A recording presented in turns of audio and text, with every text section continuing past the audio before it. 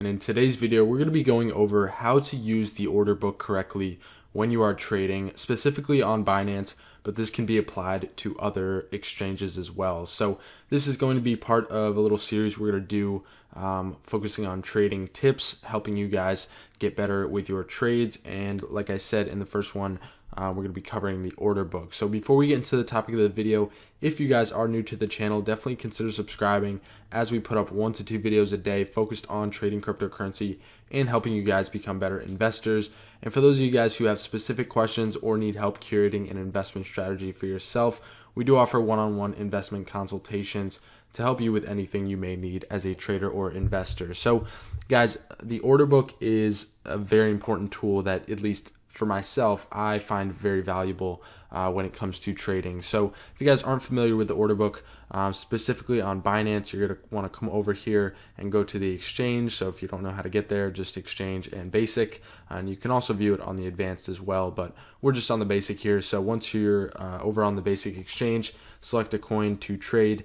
You're going to be able to find the order book over here on the top, and you're just going to want to click depth. So the depth chart is going to pull up, and that is also referred to as an order book. And then over here on the left side, you can also see the specific limit buys and limit sells that people have placed, which creates the order book. So the order book is basically just a place that holds all of the orders. So if you see here on the left, all of these orders make up the buyer wall as well as the seller wall. And if you want to look specifically at just the buy wall, you can go ahead and click this little green button up here and scroll through all the buyers. Like we can see, once we get down, I think there's 16 Bitcoin buy wall you can see right here. So that can be useful in some instances. And then again, on the flip side, if you want to see who's selling and where, you can go ahead and click this little red button and scroll up and find exactly where people are exiting. Maybe you want to be, a little ahead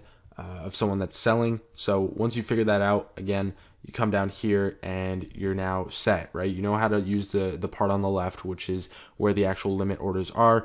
And now a lot of people have trouble actually, how do I take advantage of the order book? Well, usually before you enter a trade, right, you're going to want to go off some signal or something like that. So a basic signal, you could just use an RSI and go off of oversold signals. So maybe you want to swing trade on the 1 hour. So you just go off of something like the last time it was oversold, right? So once you get a signal, you want to jump in on something, or whatever you guys decide is the reason you want to enter something. You basically want to get the best price possible for that specific time that you are trading. So you're going to want to open the order book, see where people are buying, see where people are selling, and you're going to want to look for a few specific things. First off, obviously, if you're looking for, just a quick trade, you're going to want to place your buy order somewhere, up close, and you want to make sure that there's more buyers than sellers, right? The buy wall needs to be larger than the sell wall, which in this case, it's not, right? The sell wall is actually larger than the buyer's wall. So in this case, if you wanted to sell, you would most likely need to put your buy or your sell order up closer to where the current price is, due to the fact that it's going to be harder for these buyers to push this price up currently unless we see more buyers start to push in. So how you can use the order book specifically, and how I use it mostly, is when I buy. So like I said, once you get an indicator that you want to purchase something, let's say it's oversold right now on the 5-minute, right? We want to zoom in here.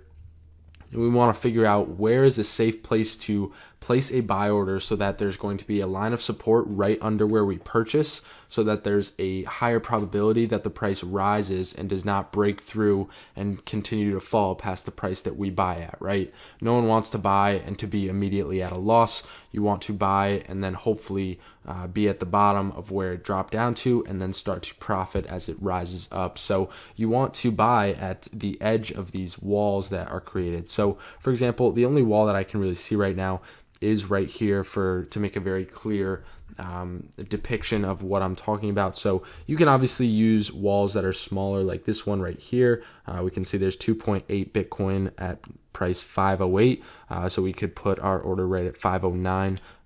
Again, you just want to be ahead of where the other buyers are, to be able to ensure that you're going to get your order placed and also filled. So A good example, like I said, is up here. You can see there's a huge buy wall, and you just want to place your order right ahead, or possibly if there's even more support behind this buy wall, place it in the middle of these possibly, or split your orders up. You just want to make sure that there's support right under the level that you buy at, and that's how I use the order book specifically. When I get an alert to enter a trade, that's where I'm going to go looking. I'm going to go directly to the order book once I'm ready to enter a trade, see where other people are buying, see where people are selling. Are there more sellers than buyers? Because a big part of this, guys, is supply and demand, right? If there's more demand, which are buyers, than there are sellers, chances are the price is going to push up. So I may have to buy a little bit, closer to the price, the current price, and not get too much of a discount because the price is currently going up. Now, if there are more sellers than buyers, then I can probably, look for where exactly is the sell-off going to stop, and where, do the buyers start to pick up. And then I can place my order right around there, or even dollar cost average on the way down. So there's a ton of ways that the order book can benefit you guys, but like I said, the main way I use the order book is just to see where exactly I'm going to place my buys, and of course my sells as well. But usually I just have trailing stop loss with 3 commas now that I've been using that software.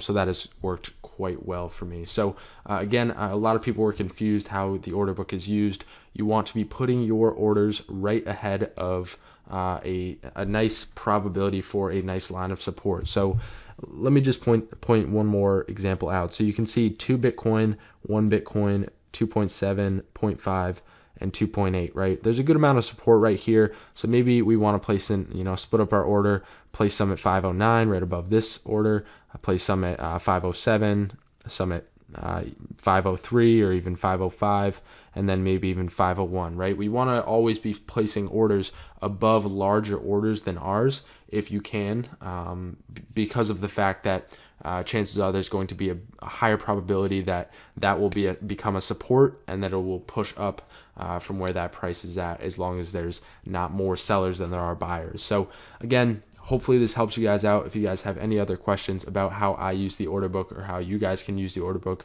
leave them down in the comment section below. But with that out of the way, I will see you guys in the next video. Have a good one, guys.